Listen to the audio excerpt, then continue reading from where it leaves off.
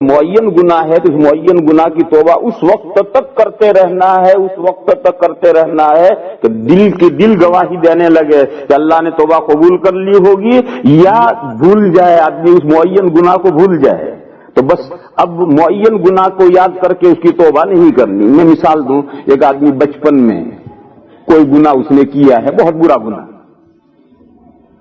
پھر اللہ تعالیٰ نے اس کو توفیق دی اور وہ توبہ کرتا رہا، اب ادھیڑ ہو گیا، بوڑھا ہو گیا، اب وہ بچپن میں گناہ کیا تھا اسے یاد بھی نہیں کیا گناہ کیا تھا، اب وہ سوچ کر وہ گناہ یاد کر کے اللہ میاں کو گناہ گنایا، ایسا گنانے کی ضرورت نہیں۔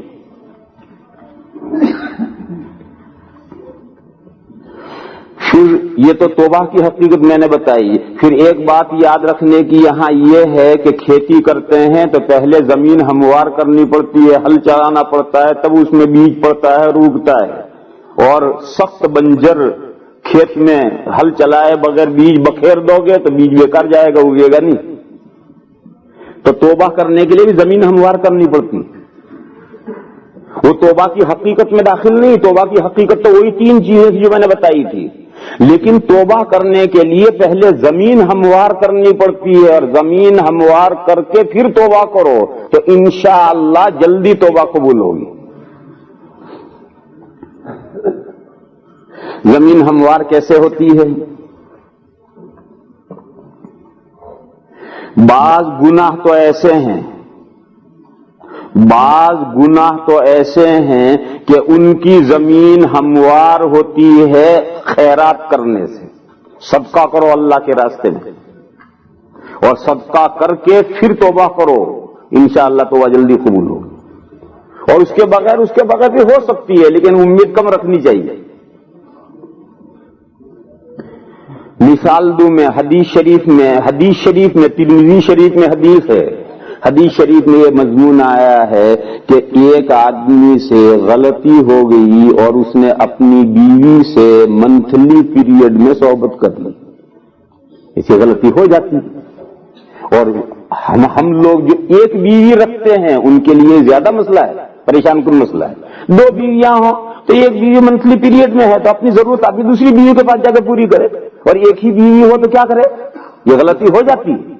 اور پھر جب سے یہ ڈبل بیڈ آئے ہیں اس نے تو آفت اتار رکھی، یہ تو سارے فساد اور گناہوں کی جڑ ہے یہ ڈبل بیڈ۔ تو یہ غلطیاں بہت زیادہ ہوتی ہیں۔ تو حدیث شریف میں یہ ہے کہ اگر کسی نے حالت حیض میں بیوی سے صحبت کر لی تو 1 دینار صدقہ کرے۔ کب؟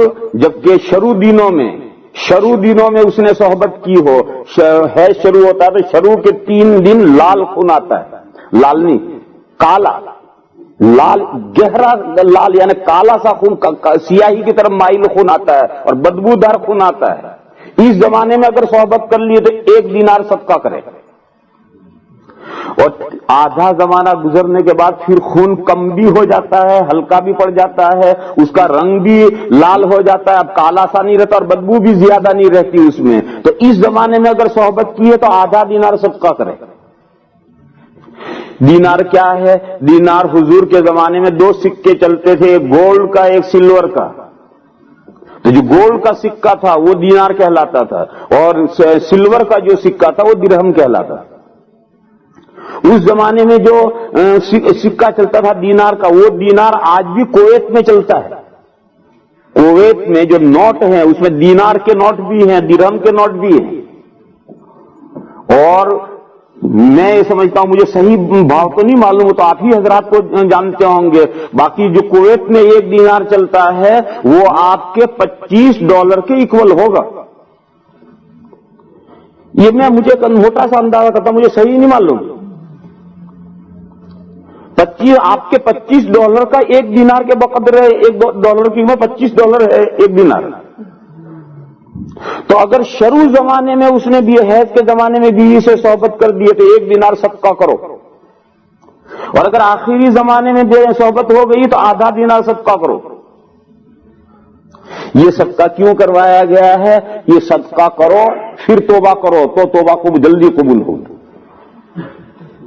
یہ زمین توبہ کے لیے، زمین ہموار کرنے کے لیے. یہ مسئلہ سمجھنا چاہیے، یہ مسئلہ سمجھ لینا چاہیے کہ اپنی بیوی سے بھی حالت حیض میں صحبت کرنا گناہ کبیرہ ہے. گناہ کبیرہ ہے. حالت حیض میں اپنی بیوی سے بھی صحبت کرنا گناہ کبیرہ ہے، اس لیے کہ قرآن کریم میں صریح آیت موجود ہے، اس میں منع کیا گیا ہے. لہذا یہ گناہ کبیرہ ہو جائے تو توبہ کرنی ہے اللہ سے، اور توبہ کرنے سے پہلے یہ صدقہ دو اور یہ صدقہ دے کر توبہ کرو. دوسری مثال میں دوں. آپ حضرات نے سنا ہوگا کہ جس زمانے میں قحط سالی ہو جائے اور برسات نہ ہو رہی ہو تو صلاۃ الاستسقاء پڑھی جاتی ہے. جنگل میں نکل کر کے بارش طلب کرنے کے لیے نماز پڑھی جاتی ہے اور پھر دعا مانگی جاتی ہے. اس مسئلے میں کتابوں میں یہ مسئلہ لکھا ہے کہ صلاۃ استسقاء پڑھنے سے پہلے دو کام کرنے ضروری ہیں. ایک تو لوگ آپس میں جو حقوق کا لین دین ہے وہ صاف کرو، جس کا جو حق لینا دینا ہے سب حقوق کا لین دین صاف کرو.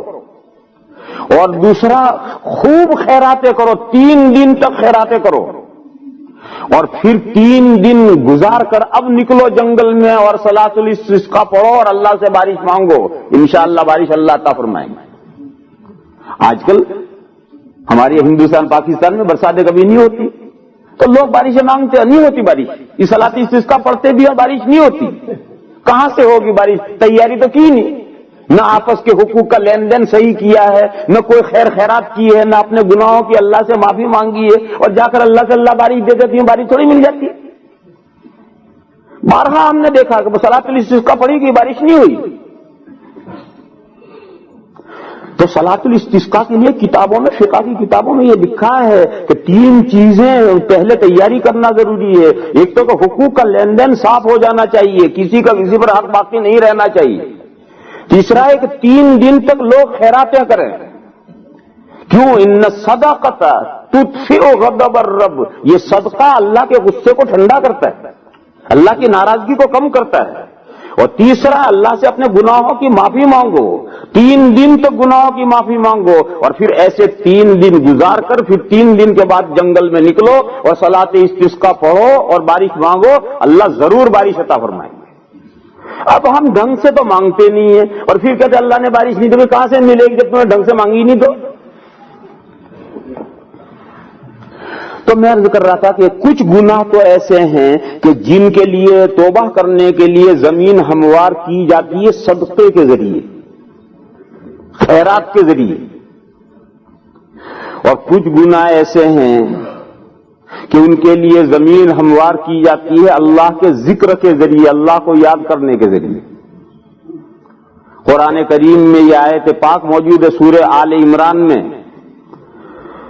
کہ اللہ کے اچھے بندوں سے اگر کوئی ظلم ہو جاتا ہے اور کوئی گناہ ہو جاتے ہیں، ذکروا اللہ فاستغفروا لذنوبہم، ذکروا اللہ فاستغفروا لذنوبہم، وہ اللہ کو یاد کرتے ہیں پس اپنے گناہوں کی معافی مانگتے ہیں. اللہ کو یاد کرتے ہیں پس اپنے گناہوں کی معافی مانگتے ہیں.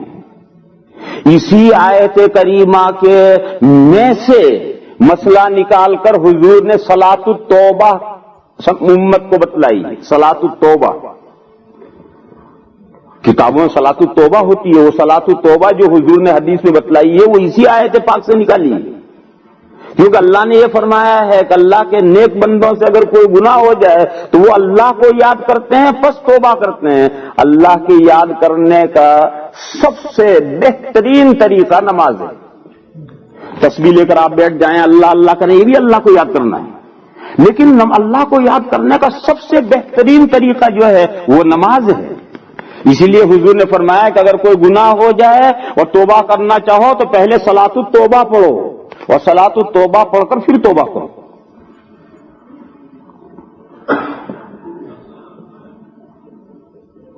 صلاۃ التوبہ آپ حضرات جانتے ہیں، وضو کرو، غسل کر لو تو واہ واہ، کپڑے بدل لو اپنے تو اور اچھا، نہا دھو کر پاک صاف ہو کر کے کم از کم 2 رکعتیں